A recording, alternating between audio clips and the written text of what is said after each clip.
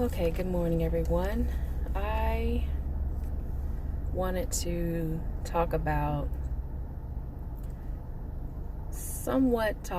the topic I talked about earlier. Shout out to Principal Outley again. Also, shout out to Torian Rain Reloaded on his video about Principal Outley. I put a link in the description box of my previous live video. I have calmed down significantly since that video. I just don't like strags, so y'all have to excuse me. But some of that goes into that topic. If you didn't watch the video, go watch it. And I encourage you to subscribe to Torian's channel. He puts out a lot of great content, I think about every day, on different subjects. But the consistent subject matter I notice is he goes in on strags. He does talk about politics, and I admire his work. He has a really nice, well-rounded, comprehensive way of explaining things. I put Tariq's link there because he did bring up the topic. I do disagree with him on several points on the topic of black women dressing like they have some sense when they are entering into an institution of education, picking up their children, dealing with teachers, principals, so forth. So anyway, this video is going to be about when older black women sabotage your success.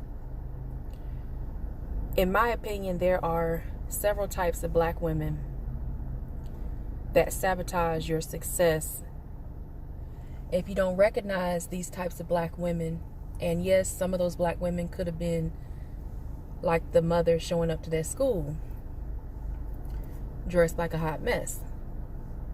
Now, do I agree that there should be some kind of criminalization of those mothers or black women in general? No, I don't agree with that. But it goes to a lot of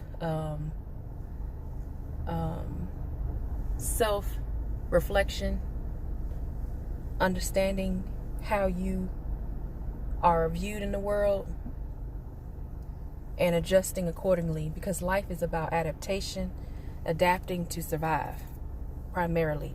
Women, we don't really have a lot of skills when it comes to that. We're not taught how to adapt appropriately, but we are still held to a certain standard, as we should. We're still held to a standard that says you need to present yourself in the right way, and we all know how to present ourselves the right way. So I don't want to hear anybody's bullshit about you going too hard on the women. I can do that. I'm a woman. I can go hard on women, and I do. Anyway, let me get to this thing because I ain't got time. Y'all know I ain't got time for mess. Let me get right to the point. Number one, a woman who has failed throughout her life, aka a struggling hag. A woman who does not have the wherewithal to see where she has made mistakes and adjusted accordingly. She's made mistakes, she's failed, and she has not identified why she made those mistakes and come to a conclusion about that to move forward. And so she hasn't made the adjustment. How is she going to teach you how to make the adjustment? That's the first type of woman that I notice. Women who have failed throughout their lives and continue to fail. The second type of woman, as we all kind of know, is a woman who has a negative view of herself, aka an unattractive woman. You can make yourself unattractive by not having a positive view of yourself, not focusing on the strong points that you have to offer.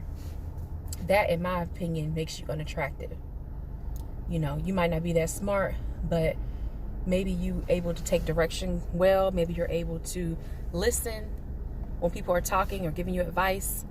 So if you can't do those types of things, meaning that you're uncoachable, that can make you unattractive.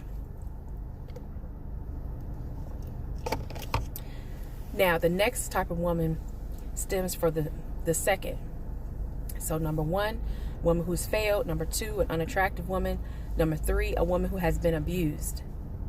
Sometimes women feel unattractive because they've been abused. Physically, sexually, verbally, maybe through neglect. Maybe they themselves dealt with a narcissistic mother, or they dealt with hypergamy all around them, which is very common in this culture that we live in, dealing with hypergamy every day. That's a form of abuse, in my opinion, because it's not balanced with the other side, the other male side of rearing a child. And so the child is not being fortified properly. Number 4, a woman who has been divorced or married more than once. That is definitely a bad sign. When you deal with a woman who's been married a lot, or who's been divorced, or even not even married, a woman who's been in and out of different relationships and hasn't seen the value in herself. She doesn't have the ability to stand on her own, or she doesn't think that standing on her own is valuable. And when I say stand on your own, I don't mean stand on your own saying that you're independent, you don't need no man. I mean having your own identity.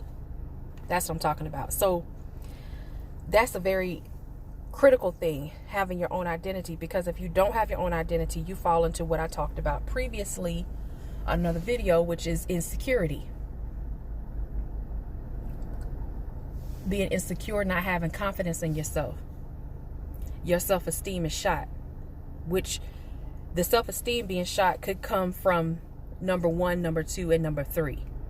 So you see how I'm connecting this. I hope everyone can follow me and how I'm connecting the dots. Number 1, a woman who's failed.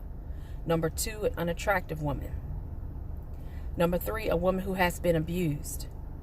Number 4, a woman who has been divorced or married, more than once, or been in and out of relationships and just can't get right with her relationships. The last one I would say is a woman who has never left where she was born. A woman who has never had the audacity to travel, or maybe hasn't had the financial means to travel, has a very closed-minded sense of the world, and criticizes others who decide to leave and explore the world and adapt to their environment as best they can.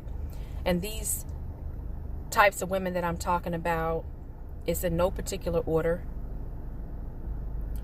It just happened to come out of my head when I was writing it down. I have my notes in front of me to keep myself, on track. But these women also do these things consciously or unconsciously. Sometimes they don't know they're doing it. And I think the women that are older definitely don't know they're doing it. It's become part of their identity, which is very sad, but it's a true statement. And before I finish up, I wanted to point you to some books or, some reading that would help in understanding this topic more. SHAHRAZAD Ali has a book called The Black Man's Guide to Understanding the Black Woman. Frazier has literature talking about black women in hypergamy, talking about black women's relationships amongst each other, colorism, social norms that we accept in black society. I can't remember Frazier's book right now. It's not coming to my head right now, but if y'all remember, you can put it in the comment section. I'll have to go find it. It's in one of my PDFs. The last one is Daughters of the Trade, which I'm reading right now. Very good book that's discussing how a lot of colorism was set up initially in a mercantilist society that transformed itself when slaves are transported here in the U.S. But a lot of it started from the mothers who accepted the marriage and accepted the a social step up by marrying the Danish merchants, and this was on the Gold Coast of Africa. So very interesting book. I am enjoying what I'm reading so far. I may do a review on some of the chapters of that book because I think it's necessary for us to do as Sheep Stay Sleep has said many times. Heal Before We Build. You know, check out his channel. He has great content. I don't come here to proselytize or recruit people into my ideology. I come here to present information, and hopefully people can take that information and do what they will with it. If you feel that something I said is wrong, you can let me know in the comment section. You know, if you really disagree with me that much, I can do hangouts, so it's not as bad for me to, you know, it's not hard for me to do that. Let me know in my email.